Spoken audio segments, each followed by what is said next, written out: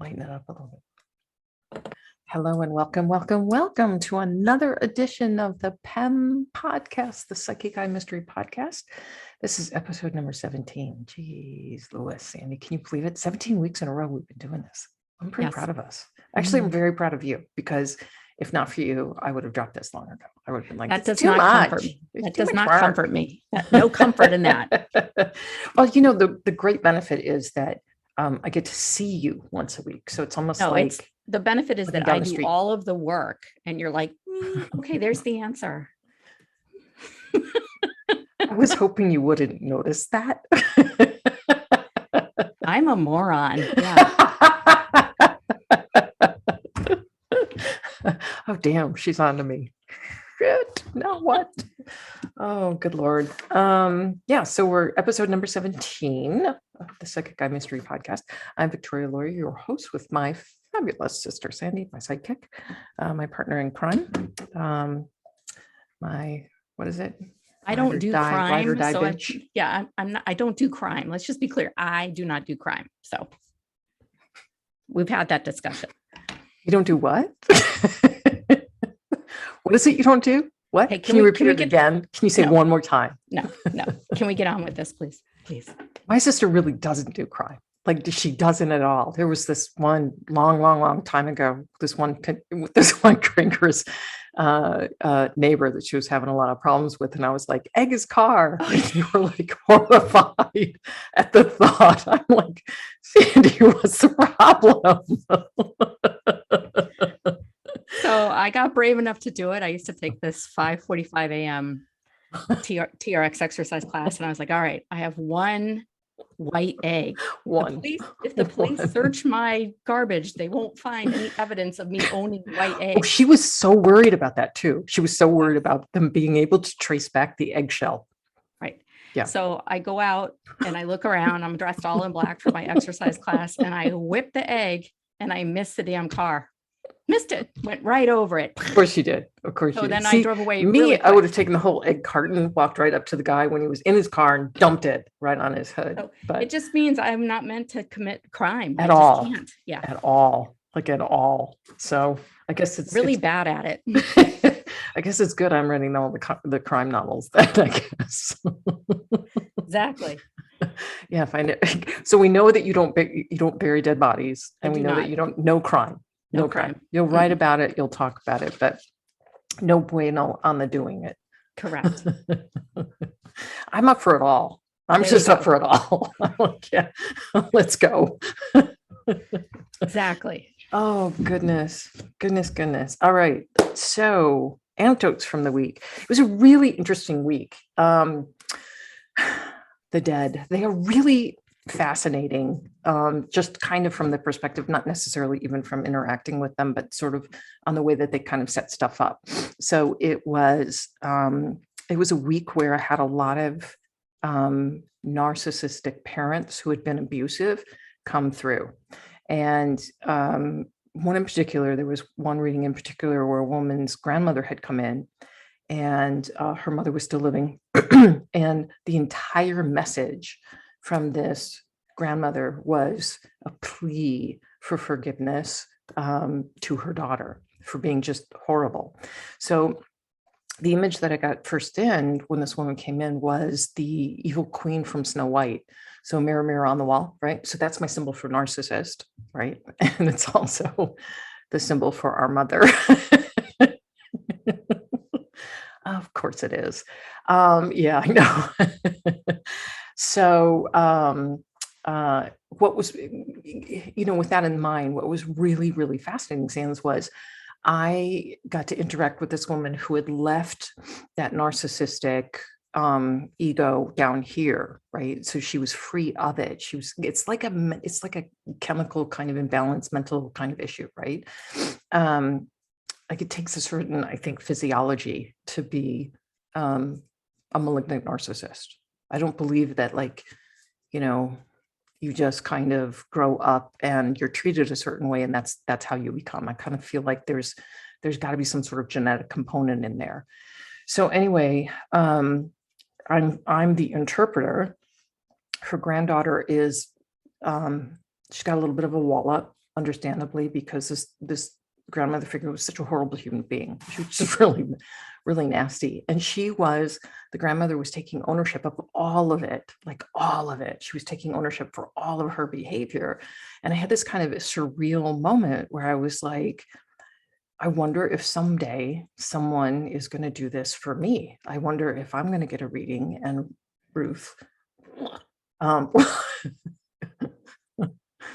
dearest, will come through. And I know, right? Namaste, motherfucker.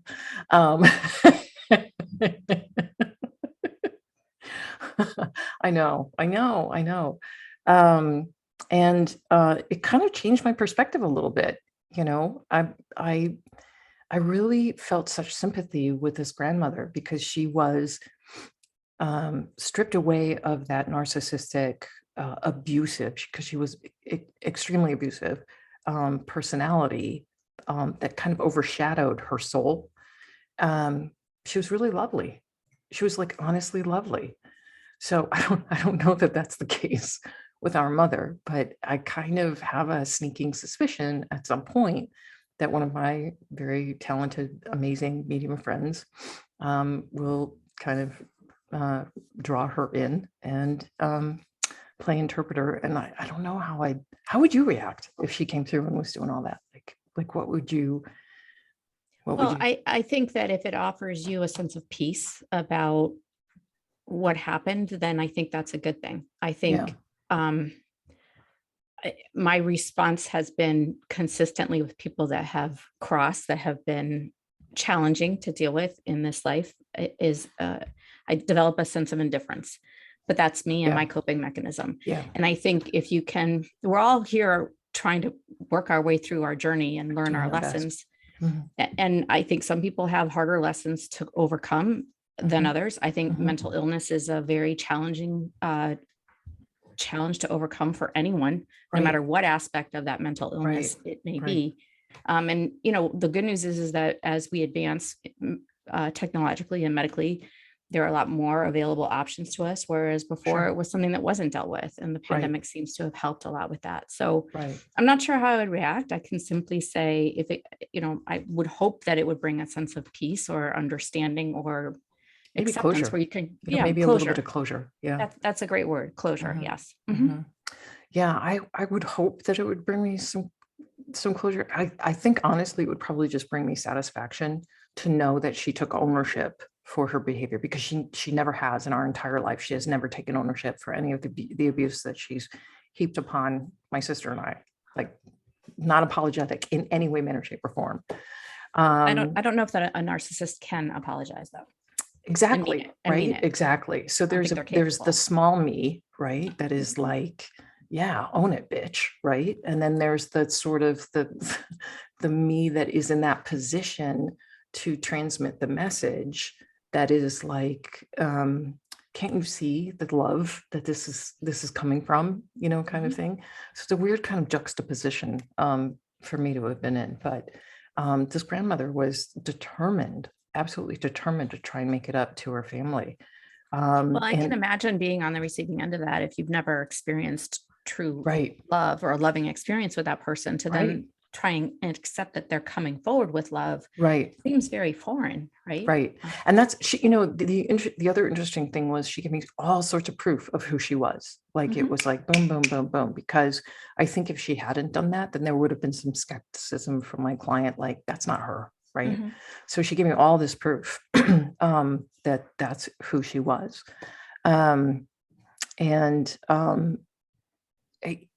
There's also this sense from people who've crossed over who are abusive or who are kind of confronting people that they were abusive to, or trying to get a message to another person that they were abusive to, of you don't have to forgive me, you just have to know that I'm owning it, that I see what I did, I can take complete ownership of that, and I'm working through the guilt over that.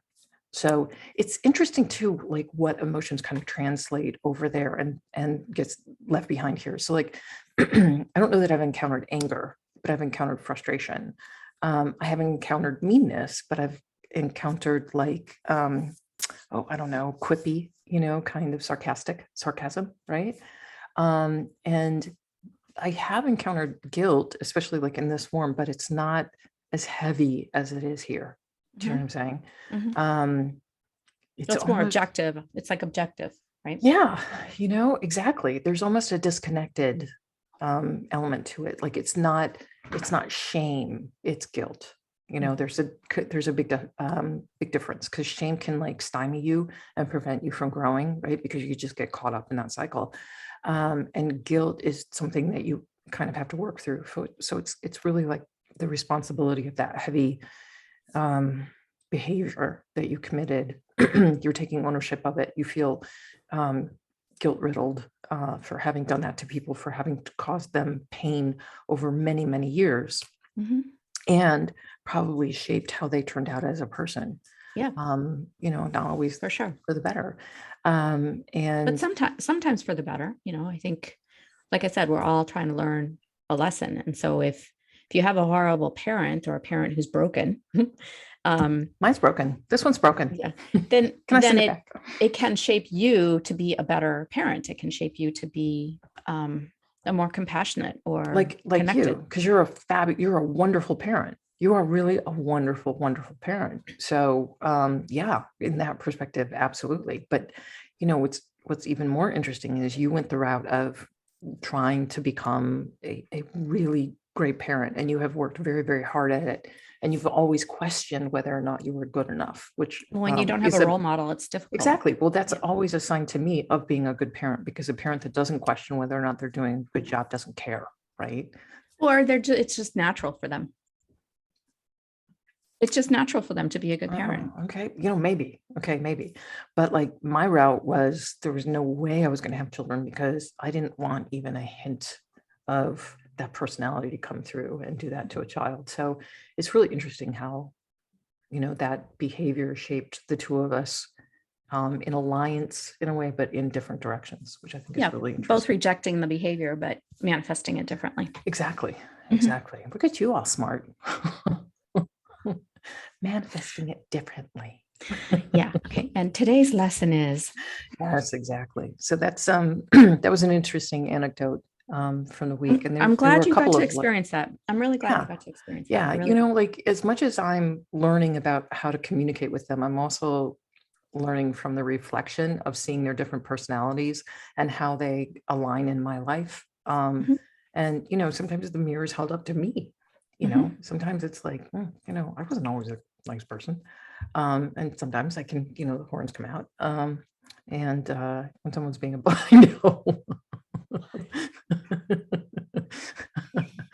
I know. We're all a work in progress, as you say. Anyway, stop. Sandy, stop. Whatever. Talk to the hand. There are no horns, right? No horns. No, with you, it's just your Scorpio's tail. So I'm a goat. I have the horns. You're the Scorpio. You've got the tail. Don't cross either of us.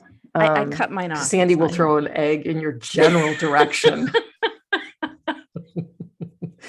You don't need to worry about it landing on you, but just there's a missile that will land somewhere within 100 yards of where you are standing. Exactly.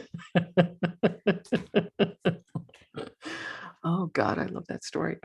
All right, so let's talk about your book. Okay, so we've already kind of talked a little bit about when, but another thing, this was a really busy week for me. Oh my God, it was so busy. And one of the things that got on my schedule, and I'm so blessed to have had it on my schedule, was a literature English lit teacher at the Blue Ridge boarding school for boys in Central Virginia contacted me.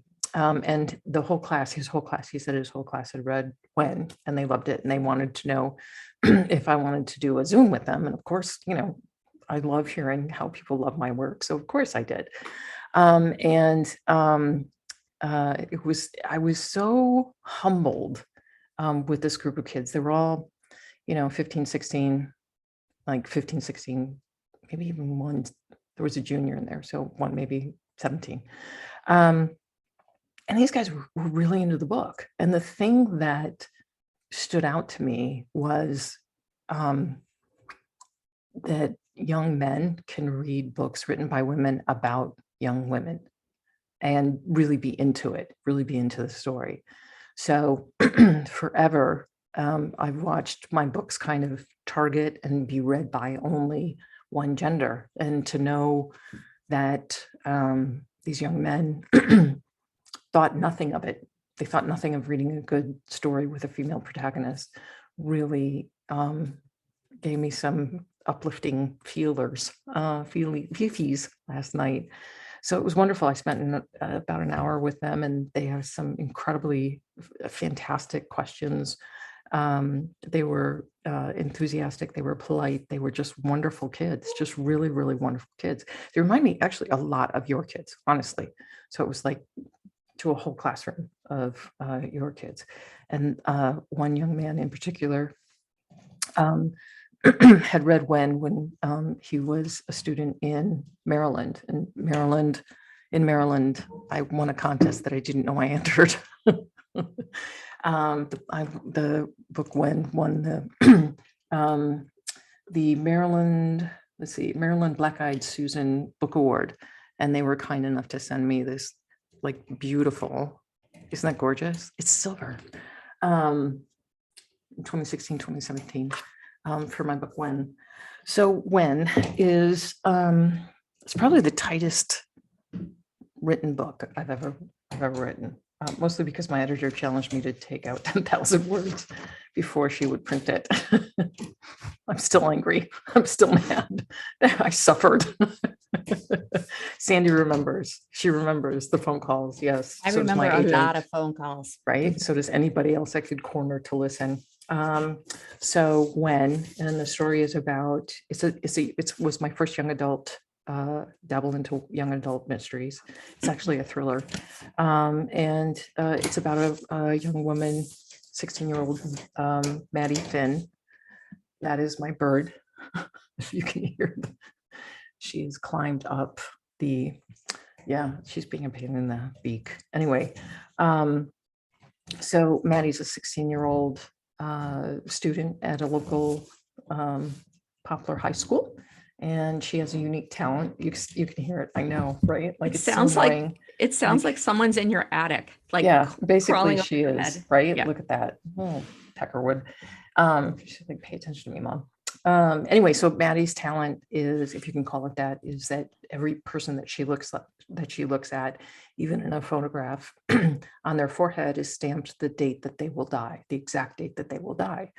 And she lives with her mother. Her father actually was a police officer who was shot in New York City on the job and passes away. And it turned out Maddie had seen the numbers on his forehead, but no one knew what they meant until he passed away. Then once he passed away, they understood that she could see these death dates. So she lives in this town, and young teenagers start disappearing and end up murdered, and everything seems to be revolving around poor Maddie. So this was a labor of love. I loved writing it. I think I'm going to toot my own horn. I really think it's a good book. So if you're interested in a suspenseful, interesting read, doesn't matter if you're a young adult, doesn't matter if you're identify male or female, it's good for everybody, for everyone. Sold where books are sold. So everywhere books are sold.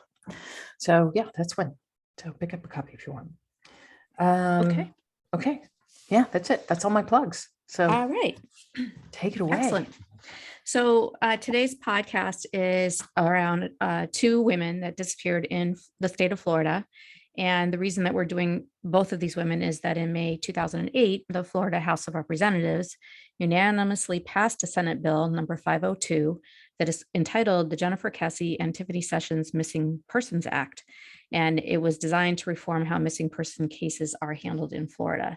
So we're going to focus on the circumstances surrounding each of these women's disappearances. They are unsolved mysteries, and we're going to start with Tiffany, who vanished while out for a jog in February of 1989. So Tiffany Louise Sessions was last seen on February 9th, 1989. She disappeared while out for a jog somewhere along her route near the University of Florida in Gainesville. To this day, Tiffany remains missing, and according to the FBI, the search to find her is the largest in Florida history. Was her demise at the hands of a serial killer or a random crime of opportunity? Born October 28th, 1968, to parents Pat and Hillary Sessions, Tiffany was 8 months old when her parents divorced. Her mom, Hillary, was in the U.S. Air Force, and as she traveled around the country, she brought her blonde-headed, brown-eyed girl with her. As a result, the mom and daughter were extremely close, and Hillary called Tiffany her masterpiece, which I think is such a cute name for a child. Right. Yeah, she was beloved. So Yes. sad. Growing up, Tiffany did not see a lot of her father, Pat, but in her teens, they reconnected. Visits over the summer to Pat's Coconut Grove oceanfront home provided time for Tiffany to bond with her dad and her half-brother, Jason, who was 3 years her junior. As Tiffany developed a closer relationship with Pat, she realized that she aspired to follow in his footsteps with a career in business. Pat was a well-known marketing executive for a large real estate company in South Florida, and during his tenure there, oversaw the creation of Weston, one of the largest building projects in the United States.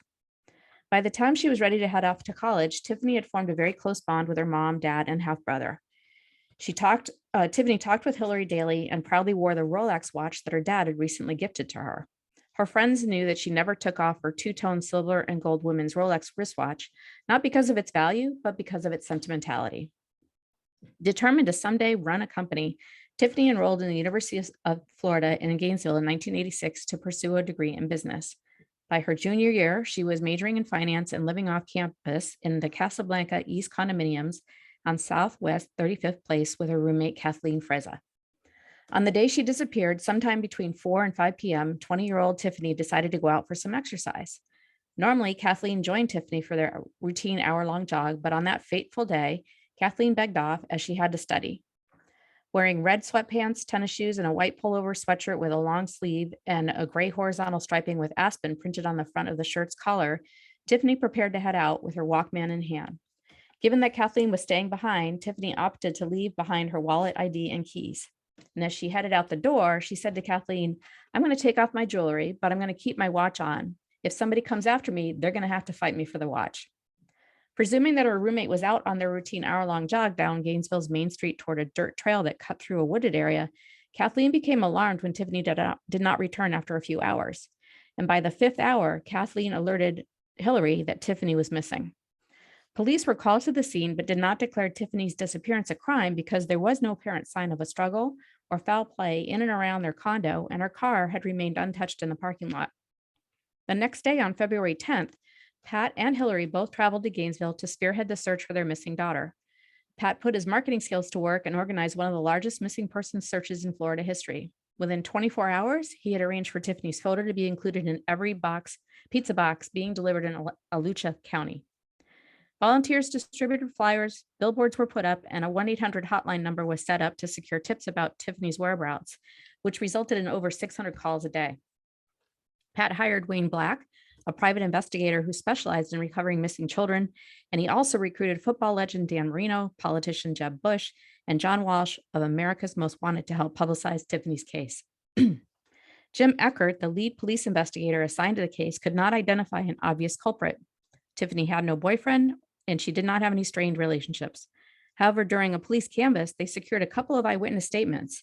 One witness claimed to have seen a woman resembling Tiffany near Williston Road, and another set of witnesses reported that someone fitting Tiffany's description was seen speaking to individuals sitting inside a vehicle.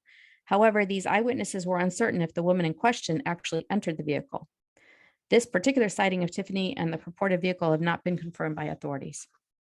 1 week after Tiffany disappeared, over 700 people, including Dolphin players, friends and family, fellow students, and strangers, gathered to search the area around Tiffany's walking route, including a heavily wooded area that bordered a huge construction site and an apartment complex, Hunters Run Apartments, and they hoped to find clues about what happened to her.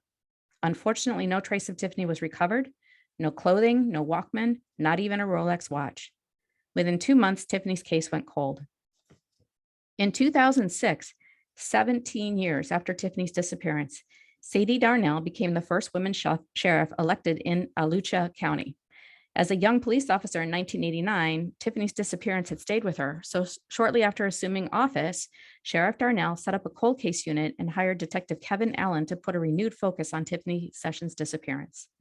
Once hired, the sheriff asked the detective to investigate Paul Rawls, a convicted felon with a long and violent past that included the 1972 murder of his young Miami neighbor, Linda Fita. Sentenced to life in prison, Rawls was actually paroled in 1985 after only serving 13 years for his crime. By 1988, Rawls had settled in Gainesville and worked odd jobs as a pizza delivery man and putting up scaffolding at the Hunters Run apartment complex, which was located along Tiffany's jogging route. Rawls did not show up for his Pizza Hut job delivered on February 9, 1988, the day that Tiffany vanished. Then in 1992, just 3 years after Tiffany went missing, Beth Foster, another college student, was found murdered just 1 mile from where Tiffany went walking. At the time, police could not link Rawls to either crime. 2 months after Beth Foster's murder, having never been questioned by police either about Tiffany or Beth, Rawls quietly left town. In 1994, Rawls raped and attempted to kill a 15-year-old girl in Jacksonville. Fortunately, she was able to escape and later identified Rawls as her attacker. Rawls confessed to the crime and was returned to prison, this time for good. In 2012, with advances in DNA forensics, Rawls was tied to the murder of Beth Foster.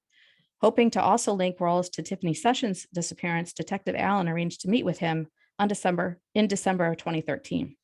Unfortunately, upon arrival, he discovered that the 64-year-old Rawls was in a coma, dying of lung cancer. Rawls succumbed 2 weeks later. Police were able to recover some of Rawls' personal belongings from his prison cell, including an address book. The book had a listing for Linda Fita and a cryptic reference to Beth Foster. It also had a notation 2989 number 2. Investigators theorized that this notation was in reference to the date that Tiffany disappeared and that she was Rawls' second victim. Once he had discovered the address book, Detective Allen ordered up cadaver dogs to search the site where Rawls had buried Beth Foster. When the dogs alerted about 20 feet from where Beth had been buried, the police planned a 5-day dig to excavate the area. But sadly, nothing but a deer bone was discovered. Since her daughter's disappearance, Tiffany's parents have been subject to tips from the well-intentioned and con artists. Hillary has suffered attempted break-ins in her home by people hoping to steal reward money, and Pat endured a frantic chase around Miami led by a con artist claiming to have his daughter. This would-be thief was later arrested and jailed. Hillary has worked with more than 100 psychics and has viewed over 170 bodies, hoping to identify her daughter. Tiffany's story has been featured on major news programs, including CBS 48 Hours, CNN, and America's Most Wanted. The Charlie Project and the FBI continue to actively work this case. With Tiffany presumed dead, her case is still officially open, and the ongoing 33-year-old mystery may never be solved, but over the years, Pat and Hillary have tried to bring closure to other parents of missing children. Hillary has worked with advocates on child protection legislation, and Pat works directly with families. My sources for this story include Wikipedia, The Gainesville Sun, 15 years later, Sessions' Mom Seeks Answers by Lisa Fisher, Sun staff writer 2409, CNN, Police Now Dead Convict Likely Linked to Florida Woman's 89 Disappearance by Elliot C. McLaughlin and Jason Hanna, February 6, 2014, and CBS News 48 Hours, The Lost Daughter, produced by Chris Young-Ritson, 6/2/14, updated 8/8/15. So Victoria, do you have any ideas of what might have happened to poor Tiffany? Yeah, it's really interesting to hear that Hillary consulted with 100 psychics, and you have to wonder if there was probably a theme running through a lot of that. That's a lot of psychics to go through.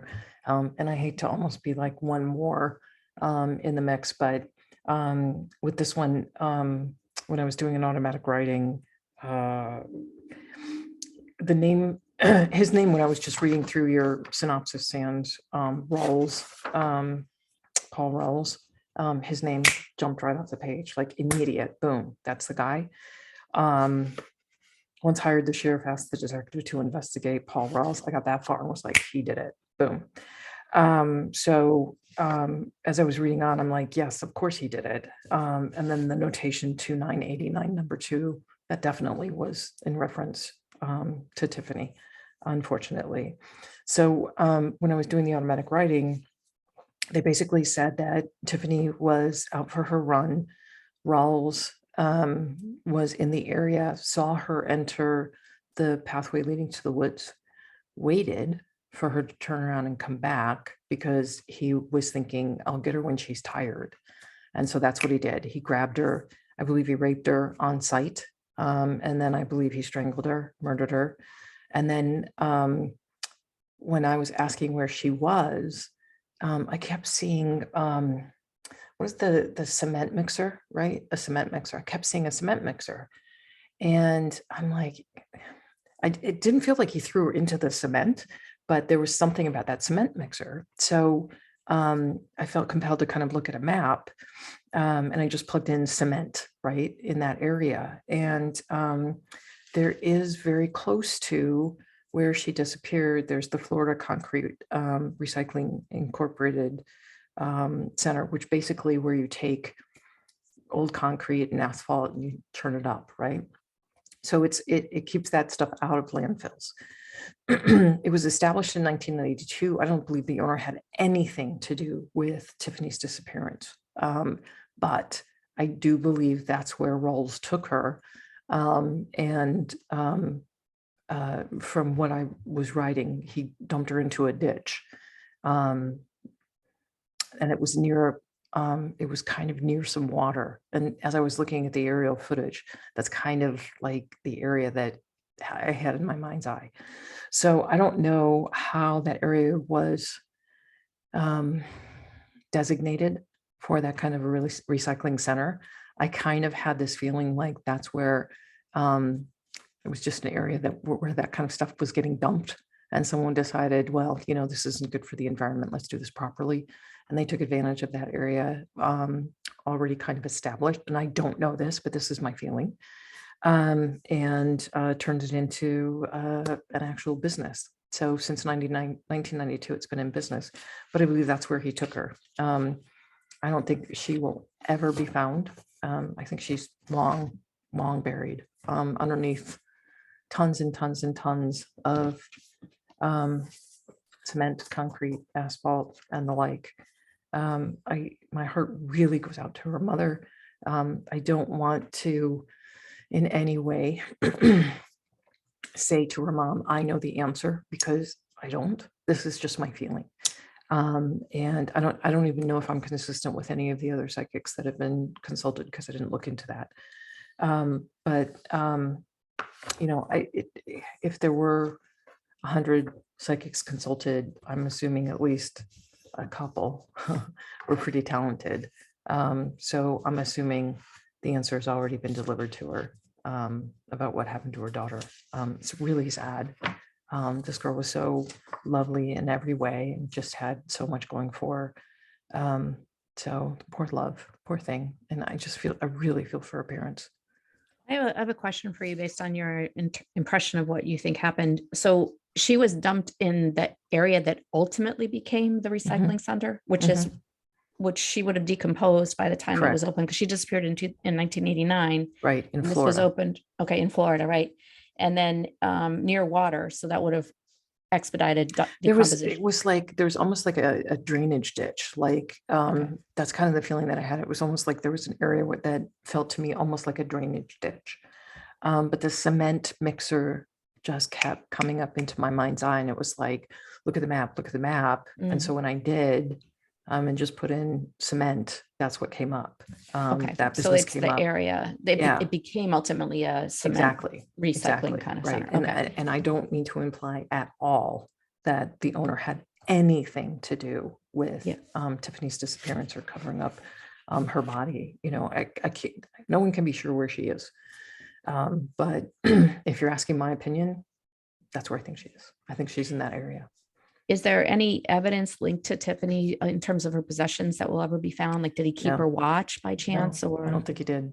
No, I think he's just dumped the whole thing. Wow. Wasn't interested in the watch. He was interested in, you know, he didn't do it for money. I don't even think he noticed her watch, honestly. I don't think he even noticed it. I think he was too busy. Yeah. Being murdering her, honestly, murdering and assaulting her. Fucker. Well, he's on the other side now, having to pay. Yeah, exactly. He's got to deal with all that. So, fucker. Okay. All right. So Jennifer Kesse, who is the other Florida resident who was named as part of the Senate Act, she disappeared on the morning of January 24th, 2006. She was at the time a young executive who was on her way to work, and she vanished just outside of her Orlando condominium. She was born on May 20th, 1981, and she grew up in the Sunshine State with her parents, Drew and Joyce, and her brother, Logan. And after graduating from Vivian Gaither High School in Tampa, Jennifer attended the University of Central Florida in Orlando and graduated in 2003 with a degree in finance. By early January 2006, life was very good for this 5'8", blonde-haired, green-eyed 24-year-old. After receiving a job promotion to a finance manager at Central Florida Investments timeshare company, Jennifer moved into her newly purchased Orlando condo, and she and her boyfriend, Rob Allen, had successfully navigated their long-distance relationship for a little over a year. Even though Rob lived about 3 hours away in Fort Lauderdale, the couple would get together every other weekend, and their get-together was extra special over the weekend of January 19th, right before she disappeared, as Jennifer and Rob spent their time in St. Croix. On Monday, January 23rd, 2006, on her way to the office, Jennifer called her mom to tell her all about her weekend trip. Joyce recalls that Jennifer was on cloud nine after her romantic getaway.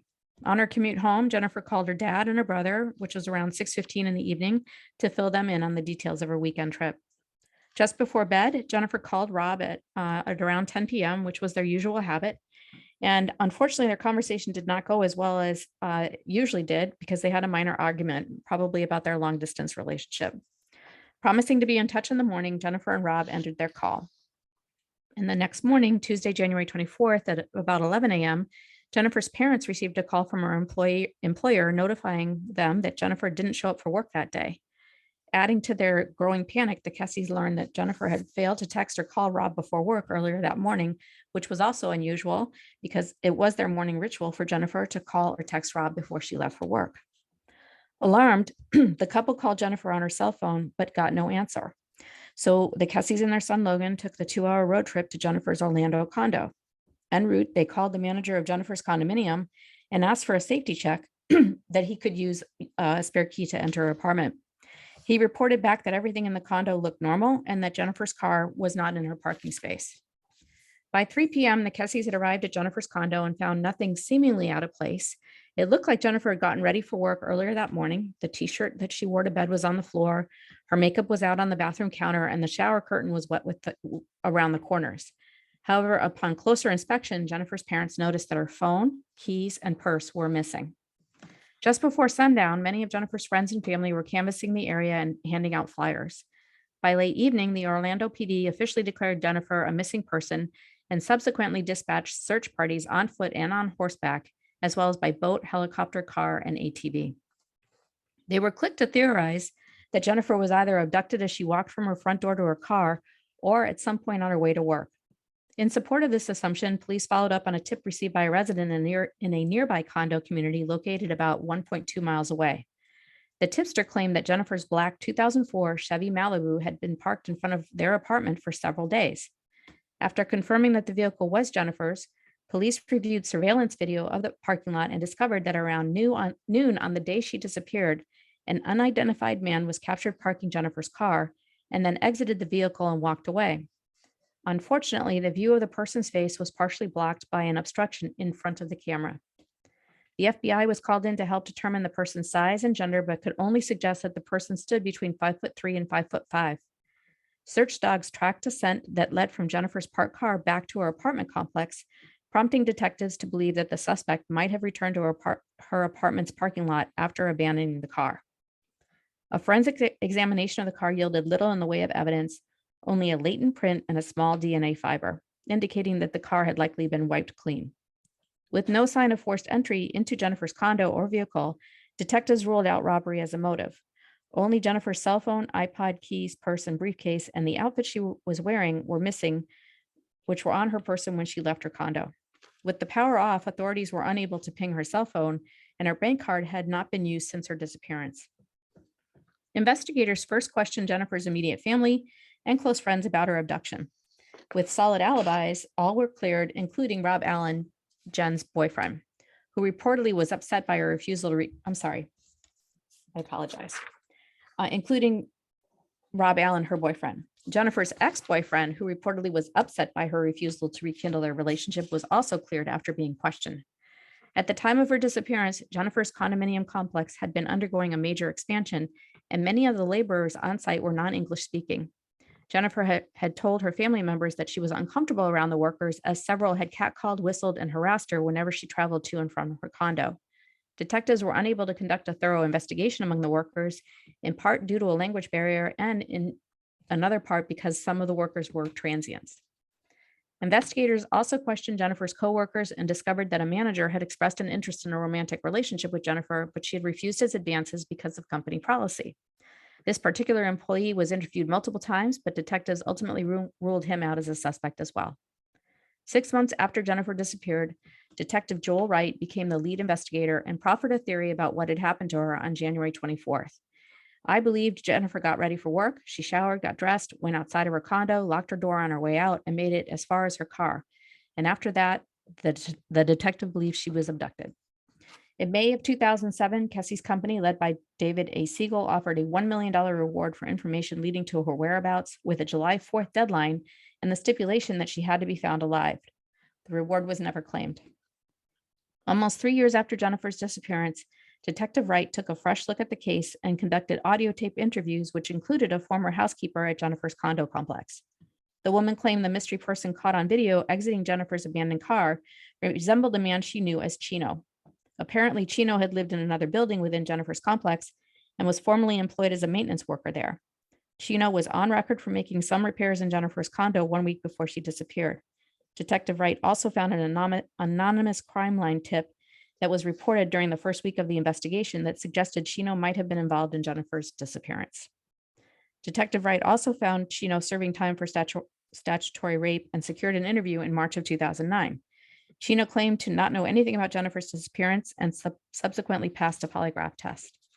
In 2010, Detective Wright was reassigned and the FBI took over the investigation. Jennifer was named to their most wanted missing list, and despite the FBI's involvement, the case once again went cold. 10 years after her disappearance, Jennifer was declared legally dead in 2016 by the state of Florida. In December of 2018, the Kesse sued the Orlando Police Department for a copy of Jennifer's case files. Their lawsuit was settled in March of 2019, and the Orlando Police Department handed over more than 16,000 pages of documents and 67 hours of video and audio tape to the Kesses. Under the agreement, the Orlando Police Department would no longer lead the investigation. Michael Toretta, a private investigator hired by the Kesses, discovered that 10 months after Jennifer disappeared, a person was seen dumping a rolled up piece of carpet into a lake not far from where Jennifer lived. This tip was especially interesting to him because on the day Jennifer went missing, there were workers laying down carpet in the apartment across the hall from Jennifer's condo. In November of 2019, local police accompanied a dive team to search the lake where the eyewitness had said the carpeting in question was dumped. After 2 days of searching, the dive team did not recover anything. Based upon interviews with residents in Jennifer's condo complex, Michael Toretta learned that on the day Jennifer vanished, there were up to 10 construction workers living in an empty apartment just across from Jennifer's. He believed it could have been one or more of these workers who abducted Jennifer.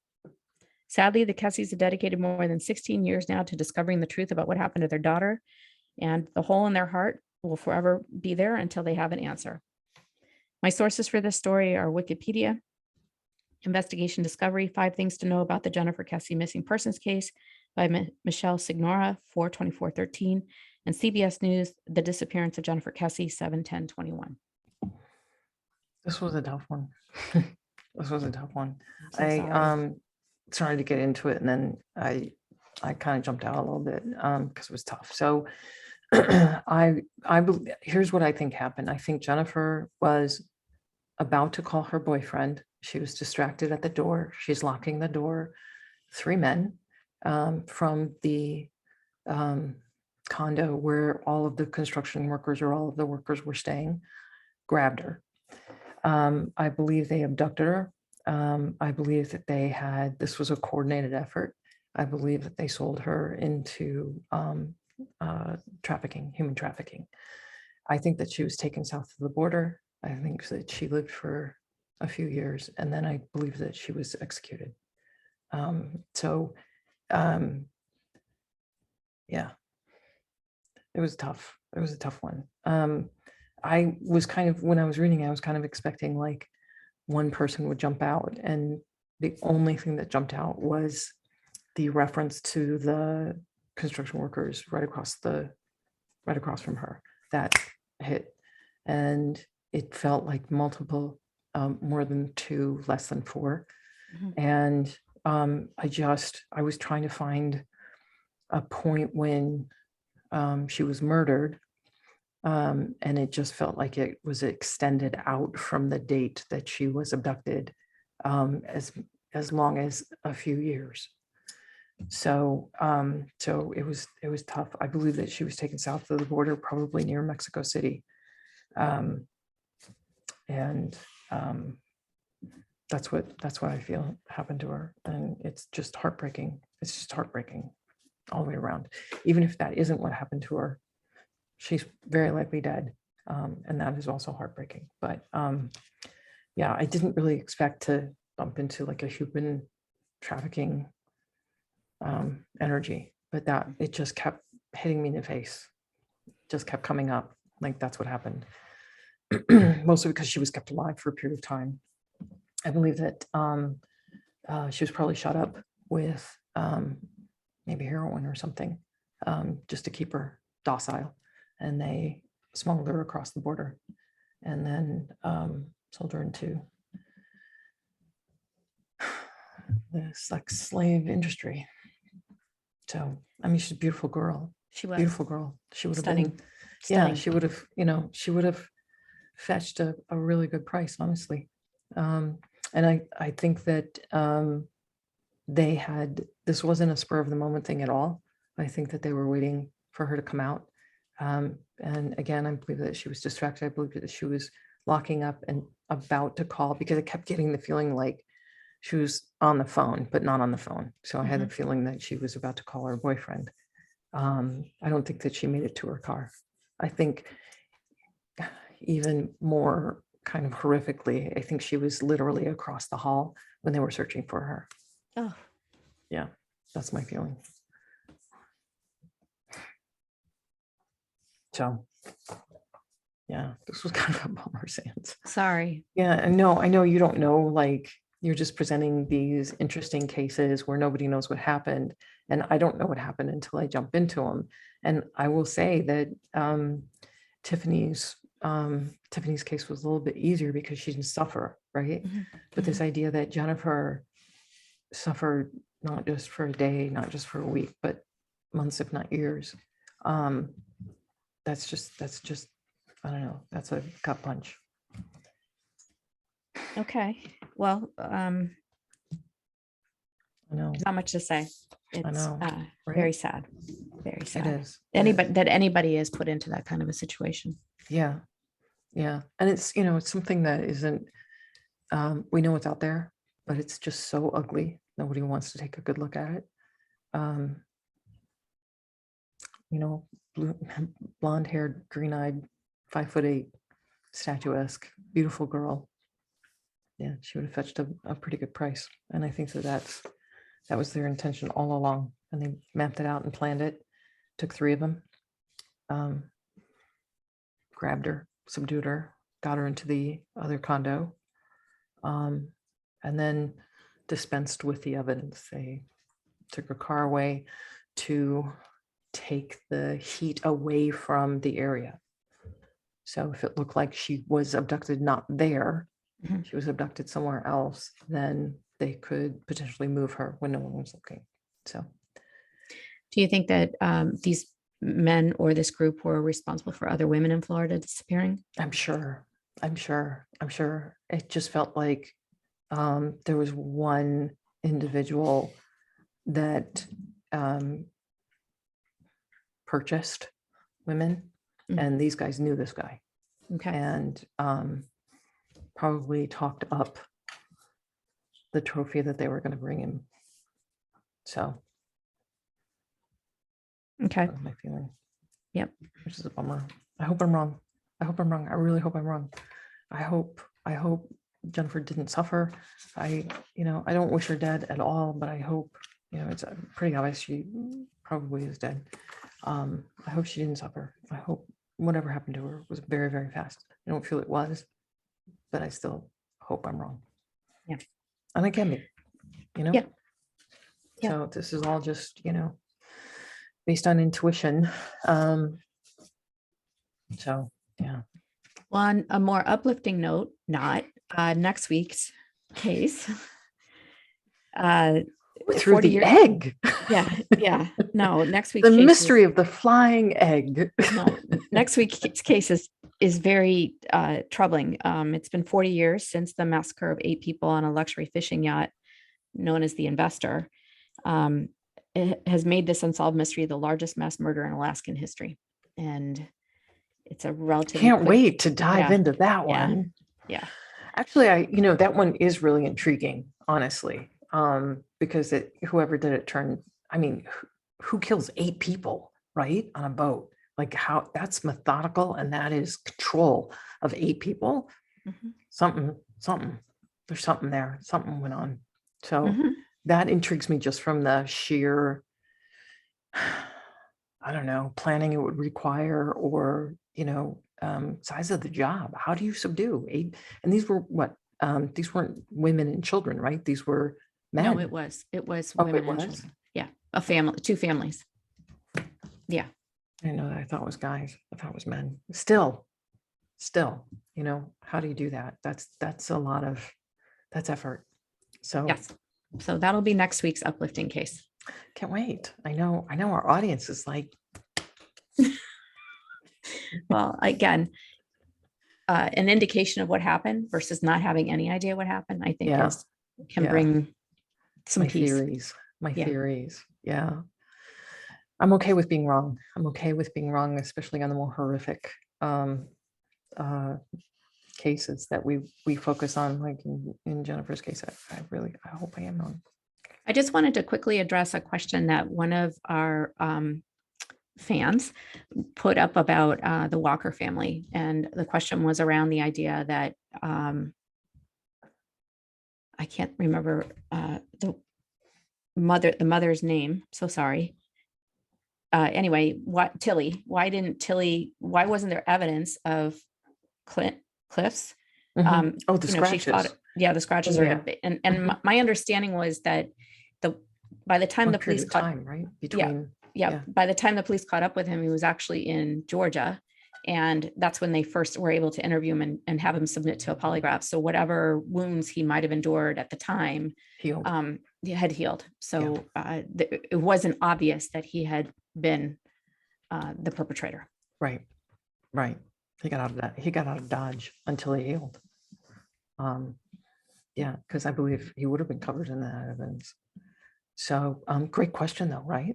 Great question. So thank you for asking it. Thank Yes. you. Oh, and do we want to talk about what we want to do?